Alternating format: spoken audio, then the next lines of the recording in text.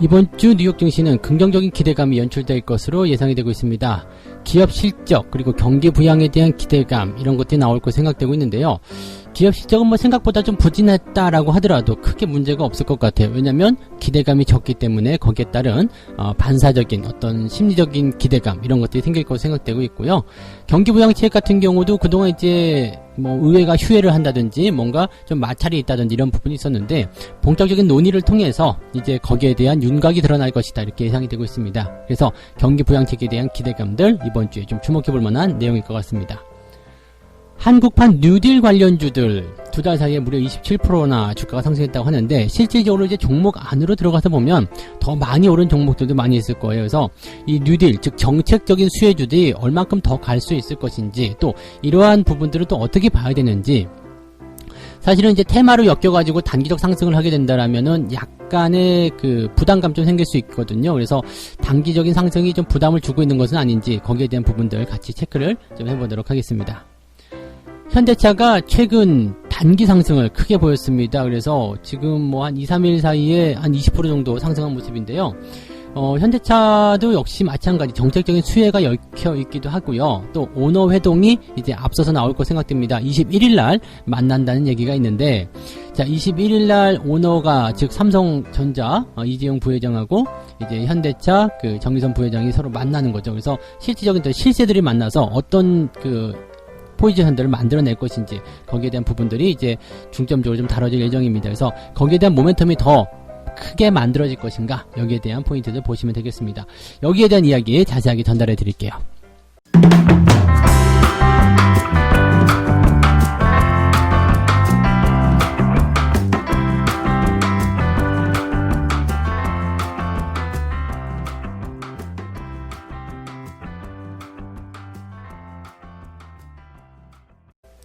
네, 반갑습니다. 오늘은 7월 22일 월요일입니다. 자, 새롭게 시작하는 한 주 월요일입니다. 전체적으로 분위기 나쁘지 않을 것 같아요. 일단 주말 쪽 분위기가 괜찮게 나타났고, 또 예정되어 있는 지표들, 부담이 별로 없는 상태거든요. 그렇기 때문에 부담이 없는 상태에서 만나는 시장, 그 다음에 재료적인 부분들이 들어와 준다라면 수급도 개선되고, 전체적으로 분위기도 개선되고, 이런 모양새들이 만들어질 수 있겠습니다. 긍정적으로 아주 본다는 것은 아니겠습니다만, 그래도 전체적인 상황은, 시장에 부담을 주지 않을 것이 생각됩니다. 자, 이번 주에는 이제 기업들의 2분기 실적 발표가 지속적으로 나올 것 생각되고 있고요. 그 다음에 미국 정부의 추가적인 경기 부양책 이것이 나올 것인지 여기에 대한 이야기, 그 다음에 미중 갈등 이 세 가지 포인트가 가장 중요한 핵심이겠습니다. 약간의 변수를 가지고 있는 재료도 있겠습니다만 그래도 대체적으로 기대감 속에서 진행되지 않겠는가 생각되고 있습니다. 일단은 기업 실적을 먼저 좀 살펴볼게요. 그러면은 기대치가 굉장히 낮다는 이야기죠. 기대치가 낮은 만큼 실적에 대한 우려감 보다도 양호한 그런 포인트들이 나타날 수 있다. 즉 완전히 실망하고 있는 상태에서 그래도 좀 괜찮게 선방했어. 이런 느낌들 나오게 된다면 증시에는 매우 긍정적일 수 있겠고요. 주가가 상승할 수 있는 포인트가 나오겠죠. 특히 이제 기술주들 같은 경우는 최근에 이제 주가 상승도 굉장히 많이 만들어냈고요. 특히 이제 마가라고 하나요? 네, 마이크로소프트, 알파벳, 구글 이런 것들이겠죠. 그러니까 이런 그 기술주, 애플 이런 기업들이 이제 중점이 돼가지고 강하게 상승하는 모습이 좀 일어났는데, 지금 이 기업들의 어떤 주가 상승을 보게 되면은 경기 침체랑 무슨 상관인데 라는 얘기가 나올 수 있겠죠. 물론 최근에 주가가 너무 올랐기 때문에 너무 과도하게 올랐다, 고평가다 이런 얘기가 나오면서 나스닥에 대한 어떤 조정 이런 것들이 진행될 수 있겠습니다만은 현재로서는 잘 가고 있는데 뭔 걱정이야 이런 생각이죠. 즉 주가는 걱정의 벽을 타고 올라간다. 이게 너무 오른 거 아니야? 이것 좀 부담스러운 거 아니야? 라는 걱정이 들 때마다 주가는 더 많이 상승했었다라는 것을 보시면 될 것 같고요. 언택트에 대한 수혜 이런 식으로 되어 있는 게 기술주랑 또 연결이 되는 부분이 많이 있더라고요. 그래서 거기에 대한 기대감, 그래서 실적에 대한 우려감이 굉장히 안 좋게 나와 있기 때문에 여기에서 오히려 조금만 좋아지더라도 분위기가 확 살아날 수 있는 그런 포인트다라고 보시면 됩니다. 그리고 현재 기업들의 실적은 그렇게 나쁘지 않을 것으로 예상이 되고 있다. 이것도 좋은 소식으로 우리가 받아들이셔야 되겠죠. 네. 자, 그 다음에 경기 부양책 한번 볼게요. 네, 추가 실업 보험금에 대한 지원, 또 이제 경제적인 어떤 지원책, 이런 미국의 주요 부양책이 종료가 되는 시기가 이제 앞에 나와 있습니다. 그래서 종료로 이제 끝나게 되면 좀 애매하겠죠. 뭐 경기가 다 살아난 게 아니기 때문에. 그래서 추가적인 경기 부양책을 어떻게 할 것인가, 또 그 규모는 얼마나 나올 것인가, 이런 얘기가 될 텐데요. 이번에 미국 의회가 휴회를 이제 종료를 합니다. 그래서 이번 주에 개원을 하게 되죠. 그래서 본격적으로 이 경기 부양책에 대해서 이야기가 나올 것이다. 물론 이제 정부와 민주당은 이제 추가 부양책의 도입의 필요성, 여기에 대해서 이제 강하게 동의하고 있습니다. 맞습니다. 그 동의해야 됩니다. 근데 경제적인 어떤 부분에서는 세부적인 부분들, 즉, 뭐, 100만원을 줄 것이냐, 50만원을 줄 것이냐, 이런 정도의 어떤 내용들, 이렇게 봐야 되겠죠. 그러니까 정부와 정당의 입장이 약간 다른 그런 형태가 나와 있기 때문에, 여기에서의 어떤 논란은 좀 나올 수 있겠죠. 그러니까 주기는 줄 건데, 어떻게 줄 것이냐. 근데 자기들끼리 이렇게 논의를 하고 있지만, 이것도 말씀드렸지만, 네, 이 받는 입장에서는 그냥 어떻게든 빨리 좀 줘라는 생각인데, 이거 가지고 질질 끌게 되면 사실은 투자자들 입장에서 또는 받는 입장에서는 좀 짜증나죠. 먹는데 뭐 그렇게 하는 게 많아. 왜 이런 거 있잖아요. 그 불우이웃돕기라든지 이제 뭐 긴급 구호 물품 이런 거 주면서 그냥 빨리 주면 되지, 그 앞에 서가지고 사진을 찍고 막 진짜 좀 그랬던 것 같죠. 네, 하여튼 그런 상황이죠. 그러니까 빨리 일단 주는 게 중요한 거죠. 그래서 경기 부양책이 이제는 좀 되지 않을까라고 생각이 되고는 있습니다. 그래서 여기에 대한 부분들은 이제 좀 긍정적으로 보셔도 되긴 하는데, 실업보험에 대한 추가 지원 여부, 여기에 대해서 이제 트럼프 대통령이 서명하지 않을 것이다 라는 어떤 전망이 나오고 있기 때문에 여기에서는 약간 부담감이 좀 있다, 이 정도는 하면 되겠습니다. 즉 의회와 정부의 대립이 지속하면서 부양책에 대한 윤곽이 나타나지 않으면 사람들이 실망할 수 있다 라고 얘기가 될 수 있는 내용이겠죠. 네. 자, 그 다음에 중국과 미국의 갈등 한번 보죠. 네, 일단 미국 정부가 중국 공산당원 그리고 그 가족의 미국 입국을 금지하겠다, 이런 극단적인 방안을 검토하겠다, 이런 얘기고요. 물론 이제 이런 거 아니다라고 이제 백악관이 이야기하고 있는 부분이고요. 또 그 다음에 트럼프 대통령이 이런 제재는 좀 좋지 않다, 중국과 갈등을 이렇게 하면 안 되지 않겠느냐, 이렇게 해서 반대를 했다라는 이야기도 전해지고 있습니다. 그래서 이제 표면적으로는 이제 이런 뉴스도 계속 나오는 거죠. 나 중국에 대해 계속 제재할 거야. 중국 니들 이렇게 하면 안 돼. 뭐 이런 식으로 계속 제재를 하면서도 실질적으로 이제 집행하지 않는 거죠. 그러니까 왜 우리가 싸움을 할 때 말로는 뭐 강아지 애기, 강아지 애기는 좀 이상하다. 이 강아지야, 뭐 소새끼, 뭐 그런 거 있잖아. 뭐 조카 크레파스, 네, 뭐 이런 거, 네, 시베리아에서 귤 까먹는 놈, 뭐 십장생, 뭐 이런 거 막 찾잖아요. 근데 그냥 말로만 하는 거죠. 뭐 실제로는 이제 그러면 이제 우리가 가서 얘기하죠. 야, 말로 하지 말고 주먹으로 해. 막 이렇게 얘기해. 근데 지금 미국과 중국은 서로 이렇게 주먹 다짐을 할 만한 그런 위치는 아니에요. 왜냐면 경기를 먼저 살려야 되는데 서로 이렇게 싸움박질 하게 되면 큰일 나거든요. 그래서 지금은 이제 말로는 서로를 자극하는 모습이지만 단계적인 부분에서는 경제적인 회복을 먼저 눈앞에 두고 있다라고 보시는 게 맞습니다. 그래서 요거는 뭐 그렇게 크게 여러분들이 걱정하실 만한 이슈는 아니지 않겠느냐라고 보여질 수 있겠습니다. 경제지표 상황 잠깐 볼게요. 이번 주 경제지표는 대체적으로 이제 주요한 그런 경제지표는 없습니다. 대체적으로 이제 기업들의 실적 발표가 중요할 것 같은데, 20일 날은 이제 IBM, 그 다음에 21일 날은 코카콜라와 텍사스 인스트루먼트, 유나이티드, 뭐 이런 기업들이고요. 22일 날은 이제 주택 판매 지표가 조금 나오네요. 그리고 마이크로소프트, 테슬라, 이런 기업들이 실적 발표를 하고요. 그 다음에 23일 날에는 주간 실업보험 청구자 수, 주간 실업수당 청구 건수죠. 그 다음에 6월 달에 경기 선행지수가 발표가 되고요. 인텔과 트위터 기업 실적이 발표가 됩니다. 그러니까 계속 기업 실적이 맞물고 들어가기 때문에 실적이 좋으냐 나쁘냐에 따라서 증시의 방향이 결정될 수도 있는 그런 상황이 될 수도 있겠네요. 자, 24일 날은 신규 주택 판매, 그 다음에 IHS 마켓의 7월 제조업 및 서비스업 PMI 구매관리자 지수가 발표되고요. 아메리칸 익스프레스, 버라이즌이 실적을 공개합니다. 뭐 내용만 딱 보게 되시면 뭐 특별한 거 없죠. 네, 그냥 뭐 증시에 약간씩 영향을 줄 수 있는 그런 재료들이 있긴 있는데 뭐 특별하진 않을 것 같고요. 기업들 실적이 이제 어떻게 나오느냐, 사실 이게 가장 중요한 것 같아요.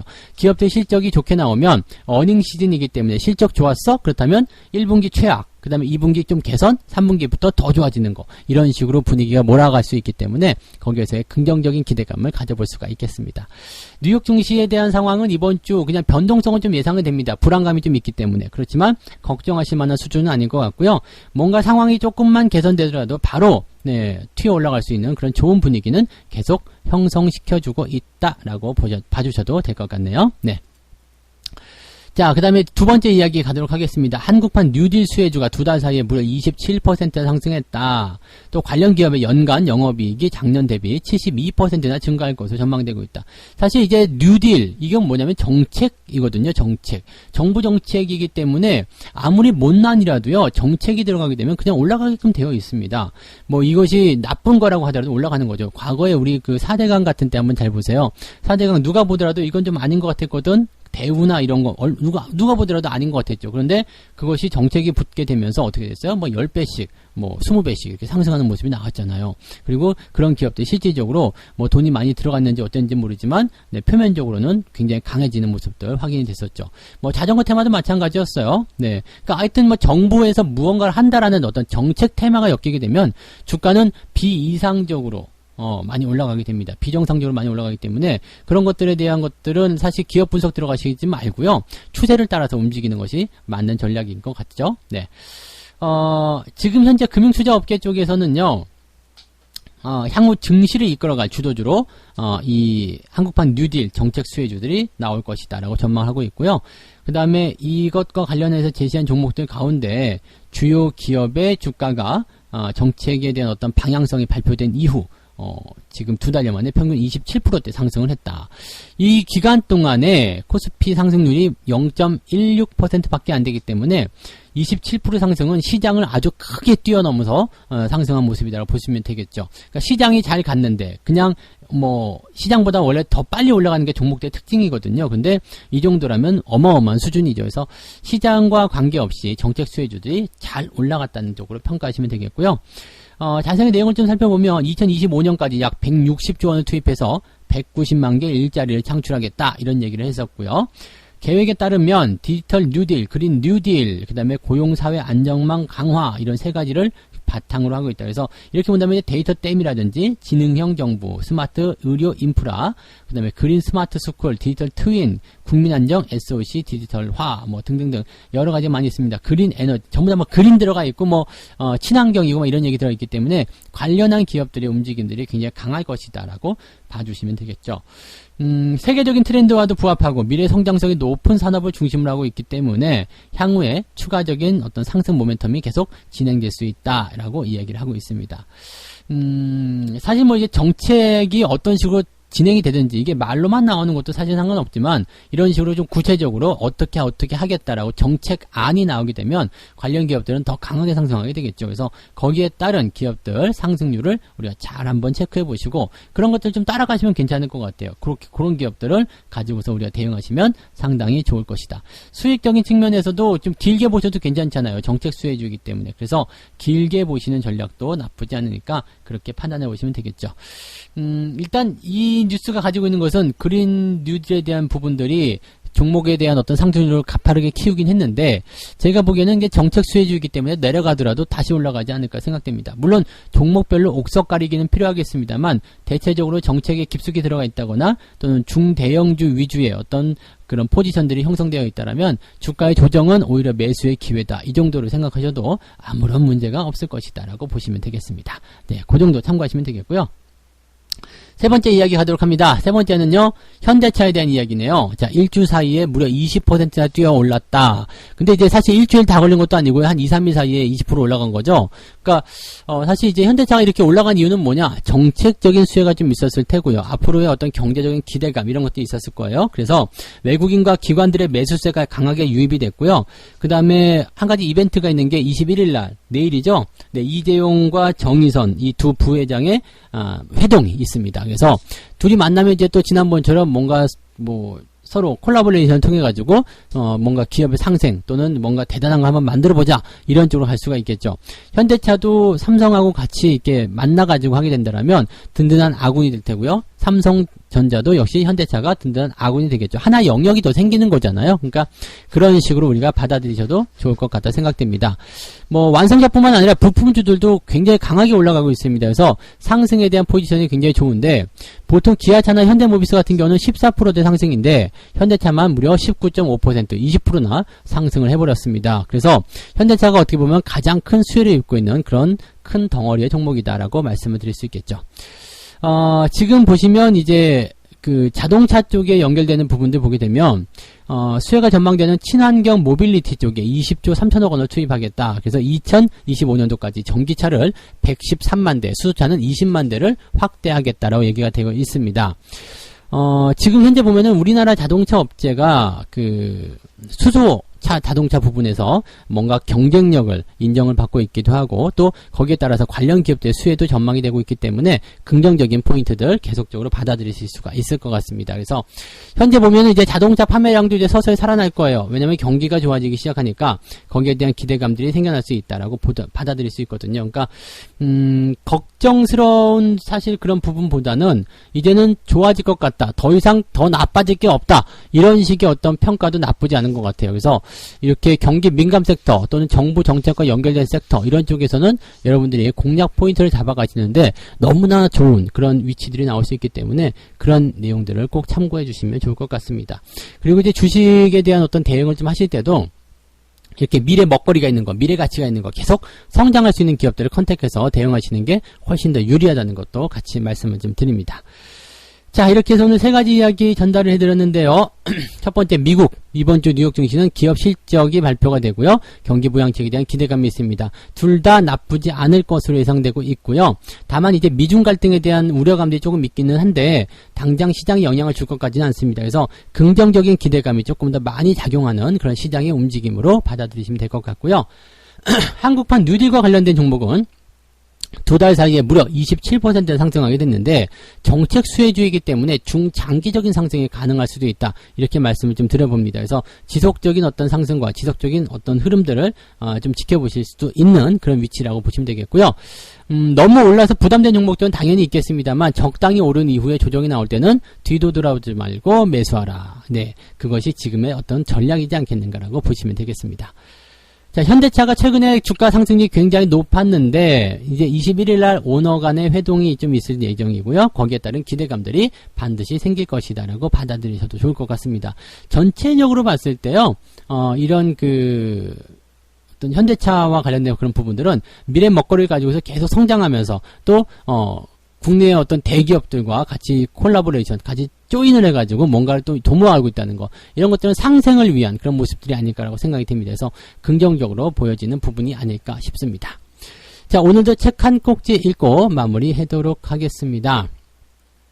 기필코 바닥 근처에서 매수하고자 한다면 3에서 4회 정도로 나눠서 매수하면 될 것이다. 네. 지금 자금을 몇 등분해서 값을 낮출수록 매수의 수량은 늘려가는 것이다.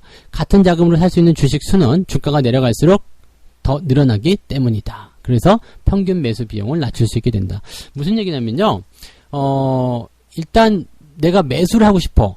굉장히 좋은 종목을 발굴했어요. 그래도 처음부터 왕창 지르지 말고 분할 매수로 조금만 접근한 다음에 주가가 내려가면 더 사도 된다는 얘기죠. 처음에는 이제 10주밖에 못 샀지만 그 이후에는 11주, 12주 살 수도 있는 내용이 되기 때문에 그런 포인트들을 잘 살려서 진행하셔도 좋다라는 얘기가 되는 겁니다. 뭐 잘 안 되는 것들이 그런 거겠죠. 사놓고 나서 또 조금만 사는 거, 뭐 이런 거 잘 안 되실 텐데 그래도 그런 것들 자꾸 연습하셔가지고 내 걸로 만드셔야지 여러분들이 더 좋은 투자를 하실 수 있을 거라 믿습니다. 자, 오늘은 여기까지 전달해 드릴게요. 뭐 흐름이 크게 나쁠 것 같지도 않고, 네, 부담이 없어 보입니다. 그래서 편안하게 이제 월요일장 맞이하시면 될 것 같고요. 저는 여기서 마무리하고요. 장중시황에서 다시 돌아오도록 하겠습니다. 고맙습니다.